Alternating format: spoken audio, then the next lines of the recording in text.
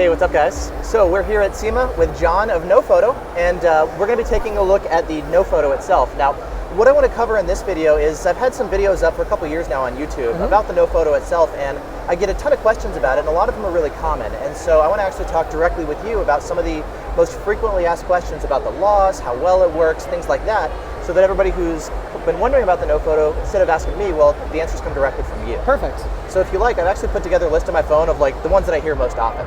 So let's start with one of the biggest ones, which is the noPhoto legal?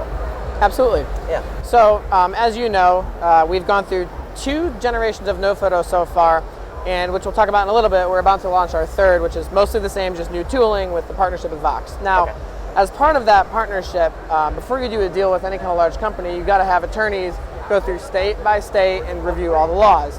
And what we found is that the noPhoto, there's nothing prohibiting the noPhoto in any state. The only state that is even questionable is California. Why California? There was an obscure provision in there that the attorneys weren't sure would be yes or no, and we always err on the side of caution. So we don't want to sell into a state and run into an issue later on.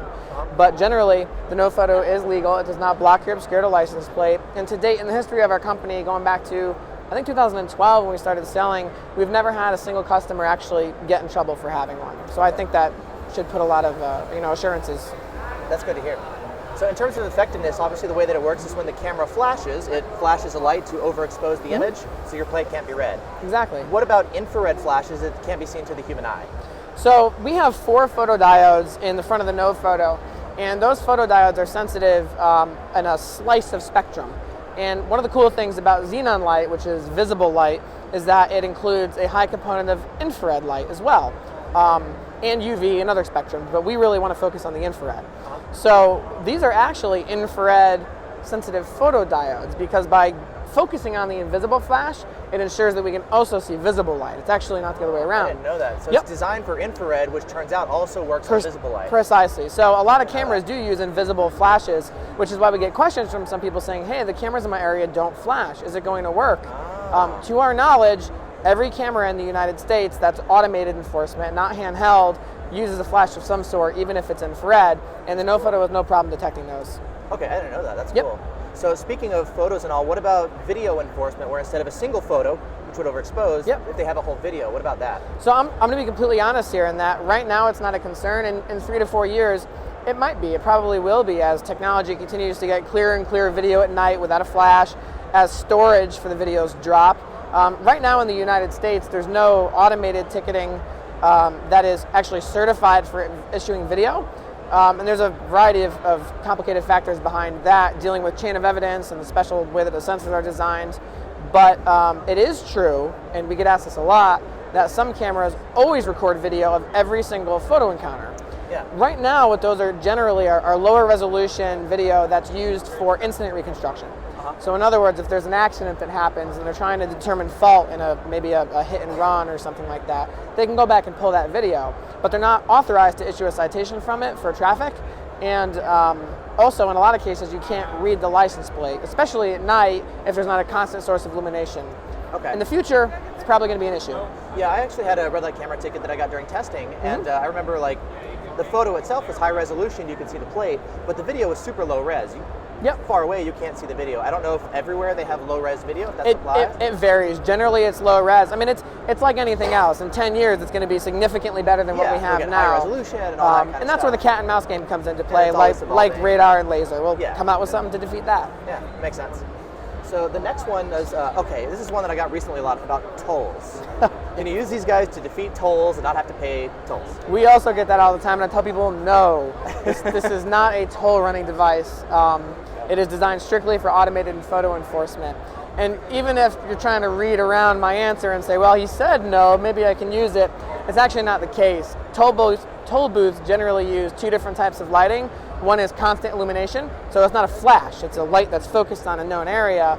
Or they use a series of LED flashes that are constantly going off for every car. We filter out LED light, so that won't set it off, and it won't be set off by constant illumination. So again, this is a very narrowly focused product, only for automated speed photo enforcement.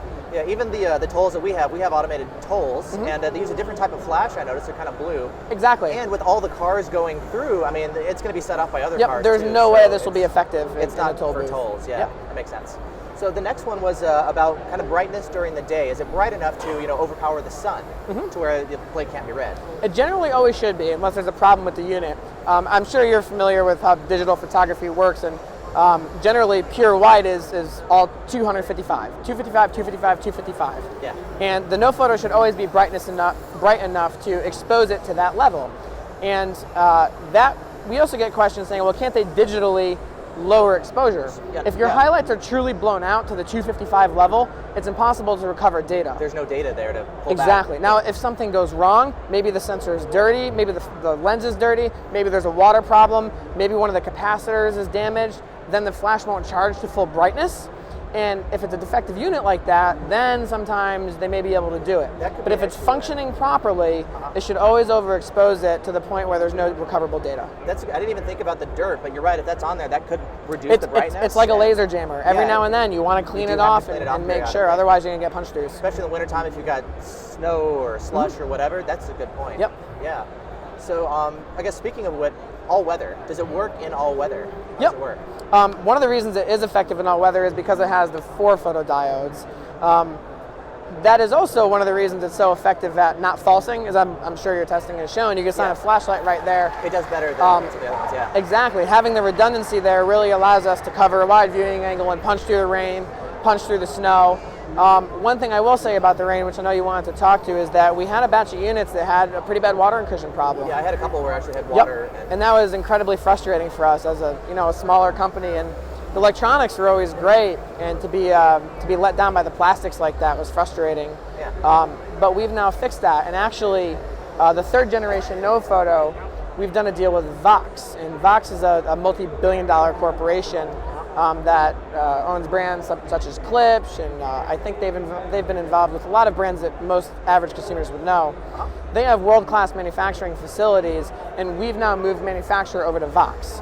So this is not being made by noLimits anymore, where we're a small company that has to pay a lot of money for plastics and tooling and manufacturing.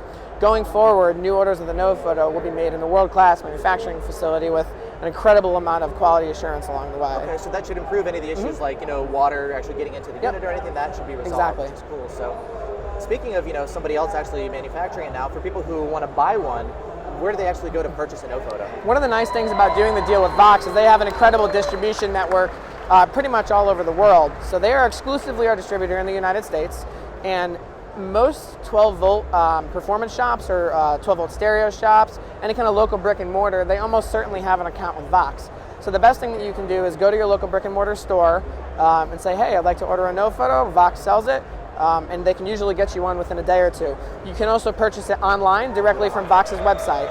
Okay, and I'll put the link down in the video description. I don't know what Yep, top of that my would head, be great. I'll put it in there as well for those of you guys who want to order, or you can go to your local installer and they'll be able to do that as well. So awesome. Well, thank you so much. Thank you very much. I appreciate it. Yeah, and thanks to all you guys for all the questions that you've been asking and able to pass it right on to the noPhoto man himself. Thanks, guys. So awesome. Thanks for watching. Bye.